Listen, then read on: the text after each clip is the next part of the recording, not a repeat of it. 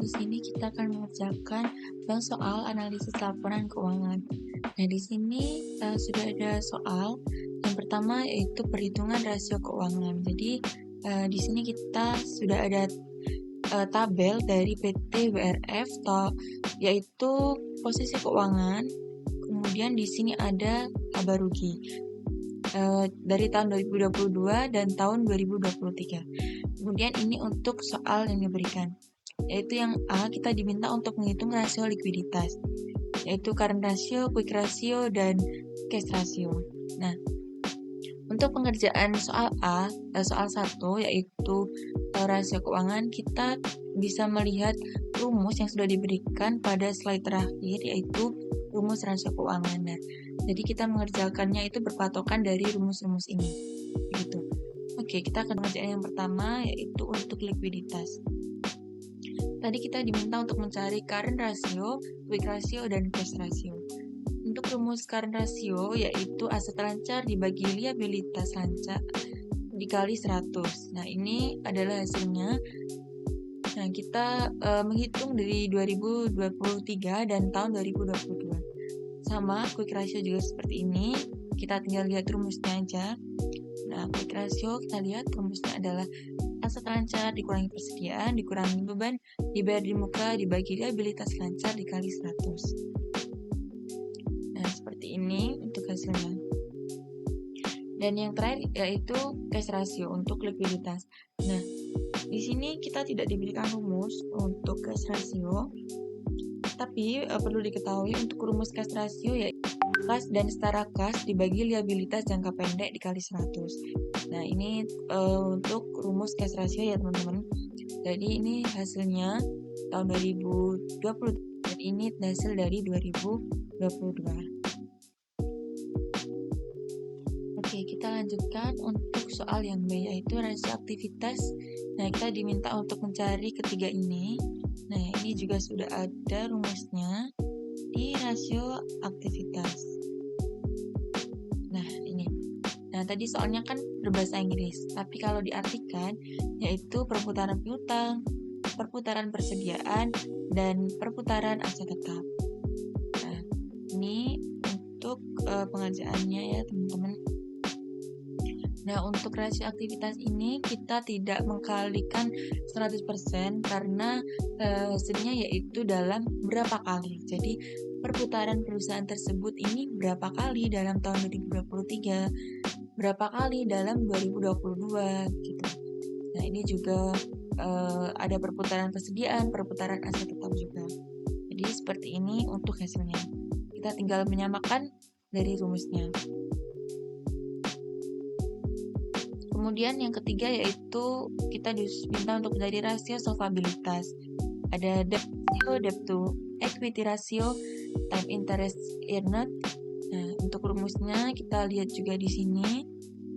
Yang tiga ini yaitu debt to total asset liabilitas bagi total aset kali 100% dan sebagainya. Nah, ini untuk rumusnya. Sama, kita mengerjakan 2023 dan 2022. Ini hasilnya untuk debt to asset ratio 2023 ada 52,43%, di tahun 2022 ada 94,86%, dan seterusnya. Sampai yang terakhir yaitu time interest earned. Time yaitu berarti waktu. Jadi kita menghitung berapa kali. Nah, sama, rumus yang ini tidak dikalikan 100. Nah, rumusnya hanya laba sebelum beban keuangan dan pajak dibagi beban keuangan. Jadi berbeda dengan yang atasnya ini, walaupun sama solvabilitas, tapi yang untuk time interest earned ini tidak dikalikan 100%. Gitu. Oke, lanjut untuk soal terakhir yaitu profitabilitas, yaitu NPM, ROA, dan ROE. Nah, profitabilitas di sini juga sudah ada rumusnya. Nah, ini yaitu ROE, ROA, dan NPM. Nah, tiga yang atas ini. Jadi yang di bawahnya kita tidak perlu menghitung untuk rumus yang di sini. Kita mengerjakan yang diminta aja. Nah, ini untuk profitabilitas, NPM, ROA, dan ROE. Bisa disamakan dengan rumusnya ya teman-teman. dikali 100 semua dan dihitung tahun 2023 dan 2022. Oke, kita lanjutkan untuk soal 2, yaitu analisis rasio keuangan. Jadi di sini kita menganalisis dari PT Semen Merdeka. Soalnya yaitu, anggaplah saudara sebagai seorang investor saham. Saat ini saudara sedang melakukan analisis kinerja keuangan salah satu perusahaan di sektor semen, yaitu PT Semen Merdeka. Guna memilih salah perusahaan yang lebih layak untuk dibeli sahamnya, saudara menggunakan analisis rasio keuangan sebagaimana ditampilkan pada tabel berikut. Jadi POV kita mengerjakan soal ini adalah sebagai investor yang menganalisis perusahaan. Nah, langsung saja kita kerjakan soalnya. Yang A, kita diminta untuk menganalisis likuiditas, yaitu antara current ratio dan quick ratio yang tidak sejalan. Pada periode tertentu, current ratio-nya ini buruk, namun quick ratio-nya ini baik. Nah, menurut saudara, bagaimana kondisi likuiditas perusahaan? Kita jelaskan alasannya. Kita masukkan datanya terlebih dahulu supaya mudah menganalisis. Di sini sudah ada data dari PT Merdeka dan juga ada dari rata-rata industri.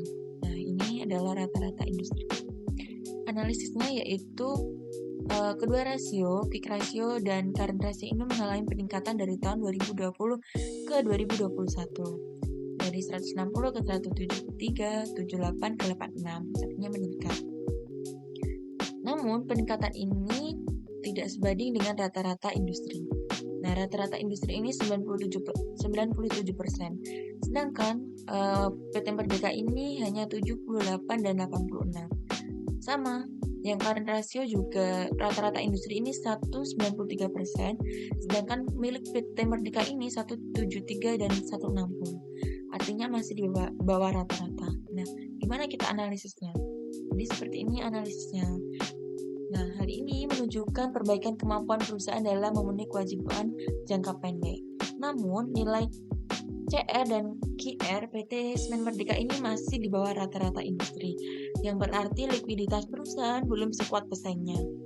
CR yang lebih tinggi dibanding QR menandakan bahwa porsi persediaan cukup besar dalam aset lancar. Artinya, sebagian besar aset lancar terikat dalam bentuk persediaan yang membutuhkan waktu lebih lama untuk dicairkan menjadi kas. Gitu. Jadi kita membandingkan dengan industri, begitu, karena masih di bawah rata-rata. Oke, lanjut untuk soal yang B. Dalam analisis rasio profitabilitas, terkadang terjadi perbedaan antara kesimpulan dari operating profit margin (OPM) dan net profit margin (NPM). Jika pada saat periode tertentu OPM buruk namun NPM baik, menurut saudara bagaimana kondisi profitabilitas perusahaan? Di sini untuk pengerjaan yang B, sama kita menulis datanya terlebih dahulu, data dari perusahaan dan data dari rata-rata industri. Analisisnya yaitu baik OPM maupun NPM mengalami peningkatan dari 2020 ke 2021 dan berada di atas rata-rata industri. Jadi industrinya 2,50, milik perusahaan 3,40 dan 3,80. Begitu juga yang OPM. Ini di atas rata-rata industri. Jadi menandakan kalau efisiensi operasionalnya itu baik dan mampu menghasilkan laba bersih yang tinggi. Jika pada kondisi tertentu OPM menurun tetapi NPM meningkat, hal ini bisa berarti bahwa biaya operasional meningkat sementara beban non-operasional menurun. Pada kasus ini, kedua rasio meningkat menunjukkan bahwa PT Semen Merdeka mampu menekan biaya dan meningkatkan margin laba. Nah, itu untuk analisis profitabilitasnya. Kemudian yang C, lakukan analisis kinerja keuangan secara time series tahun 2020 dan tahun 2021. Berarti secara horizontal. Dan secara cross sectional tahun 2021 dan industri, yaitu perbandingan industri berdasarkan analisis saudara. Bagaimana kinerja keuangan PT Semen Merdeka? Nah, jadi seperti ini untuk analisisnya. Yang pertama itu time series dari 2020 ke 2021. Jadi kita rasionya itu kita tulis likuiditas, aktivitas, solvabilitas, dan profitabilitas. Lalu kita analisis secara singkat. Apakah likuiditas ini mengalami peningkatan, mengalami penurunan, seperti itu. Nah, ini sudah ditulis likuiditas mengalami peningkatan, aktivitas mengalami penaikan juga, solvabilitas mengalami penurunan, dan profitabilitas mengalami peningkatan, yaitu khususnya pada rasio laba. Yang artinya kinerja keuangan dari PT Semen Merdeka ini semakin kuat. Jadi, kesimpulan time seriesnya yaitu kinerja keuangan PT Semen Merdeka mengalami peningkatan signifikan dari tahun 2020 ke 2021 di hampir semua aspek, karena cuma solvabilitas yang mengalami penurunan. Selanjutnya yang kedua yaitu cross-sectional, yaitu 2021 versus industri. Nah, likuiditasnya ini masih di bawah industri yang sudah kita kerjakan pada soal 1 tadi. Kemudian aktivitasnya inventory turnover dan 1 di bawah industri. Solvabilitasnya debt ratio dan DER lebih rendah, maka struktur modal lebih aman.